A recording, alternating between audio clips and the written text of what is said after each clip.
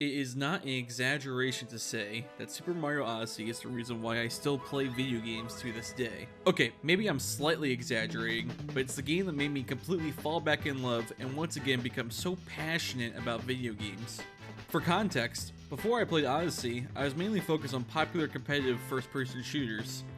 Counter-Strike, Overwatch, Rainbow Six Siege. The kind of games that you get completely lost in trying to climb the hellscape that is the ranked ladder. I hopped from one to another throughout high school, becoming heavily involved in the competitive scene in my area at the time.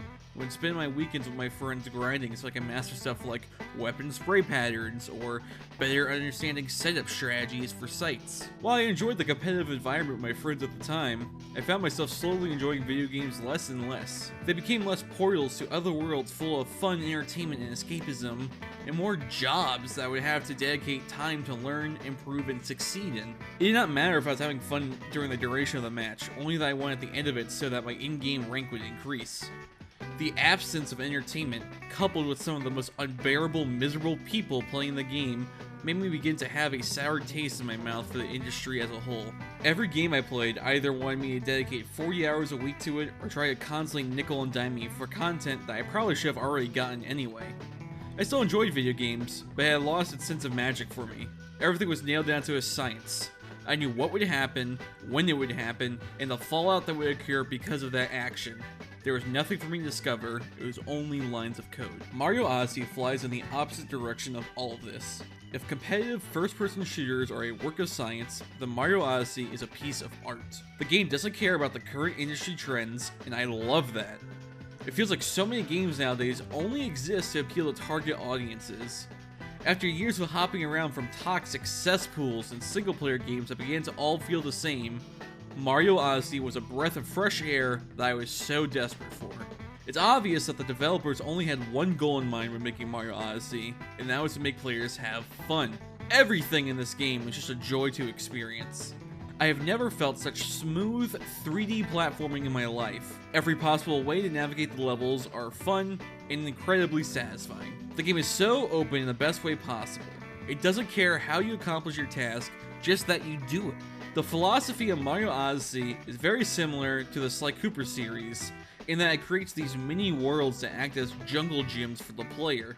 The game teaches you the mechanics, gives you a fun, open area to explore, and an objective, and then it completely releases the reins, allowing you to approach it in any way that you wish. What elevates Mario Odyssey from a good game to a masterpiece for me, however, has got to be the capture mechanic.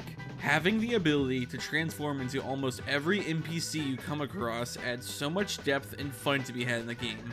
Being able to become a T-Rex and obliterate everything in your path is fun, sure, but that alone is not the reason why the capture mechanic is so great. What makes the capture mechanic elevate the entire game is how it makes Mario one with the level itself.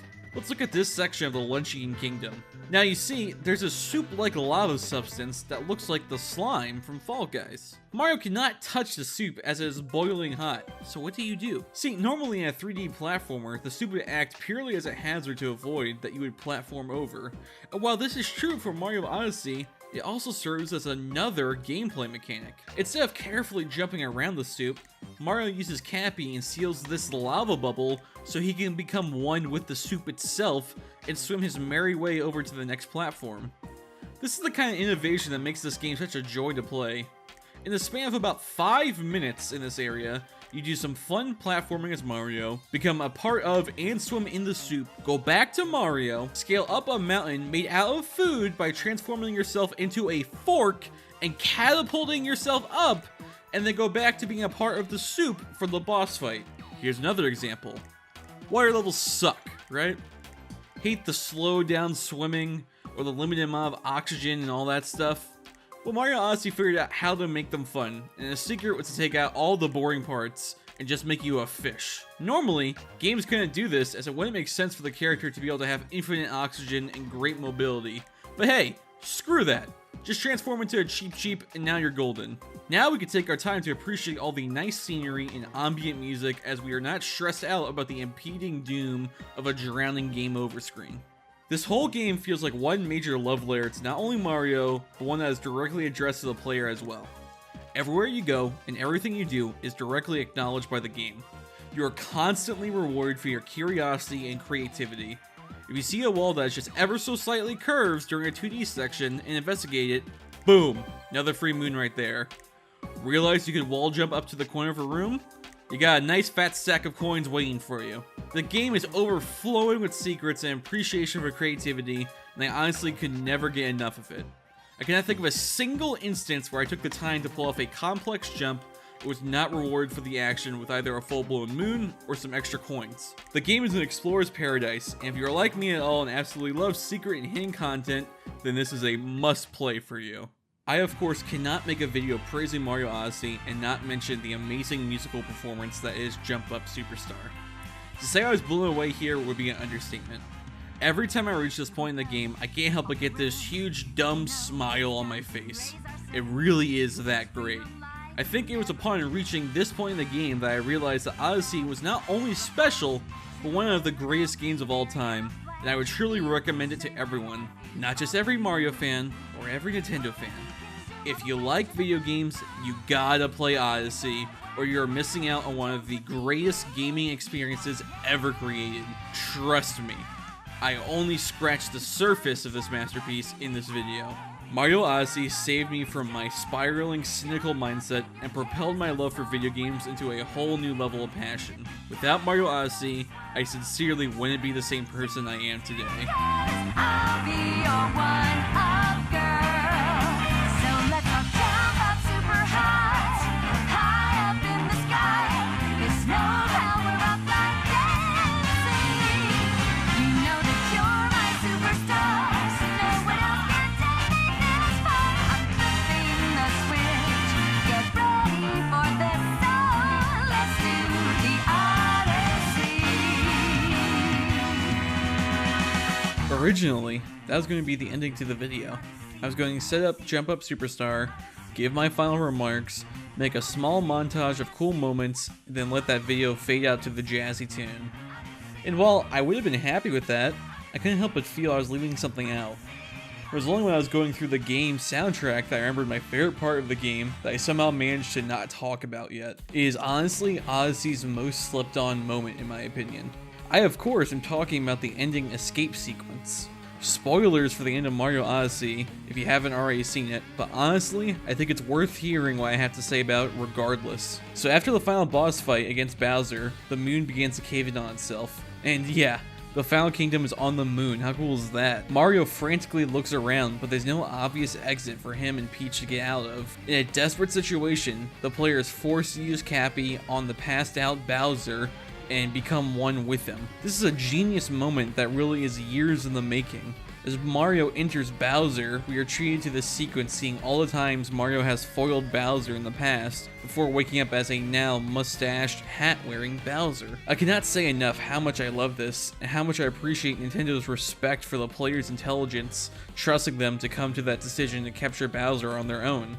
It is so much more powerful to have that light bulb moment for yourself rather than it just happening in a cutscene that you had no control over. Now, as Bowser, Mario grabs Peach and we escape by busting through the core of the moon. This is such a cataclysmically perfect moment to end the game on. You cannot slow down at all as the floor is disappearing, so you're forced to just rush through, bashing walls using Bowser's mighty claws, and even doing some 2D platforming as a King Koopa himself. Eventually, you claw your way through a wall made out of moonlight energy?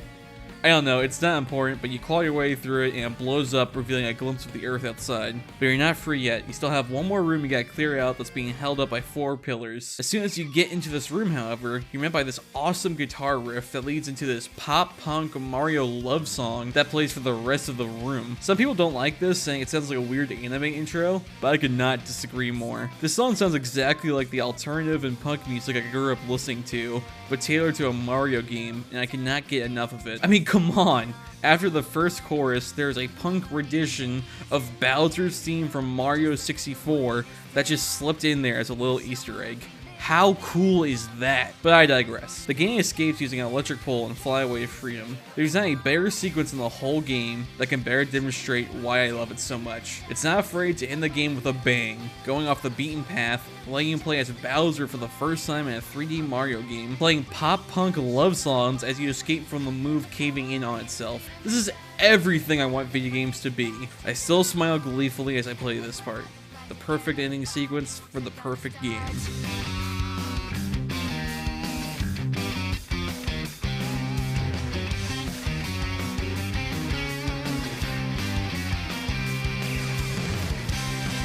Thank you for listening to me ramble on about one of my favorite games ever made, and please let me know what you thought of it in the comments down below. Support from you guys has been amazing, and I'd love to hear what you think of content like this.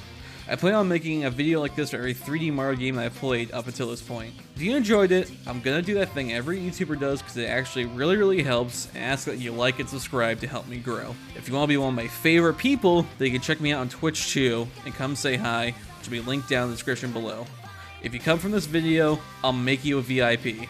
Once again, thank you so much for watching. I'll see you all next time. Bye.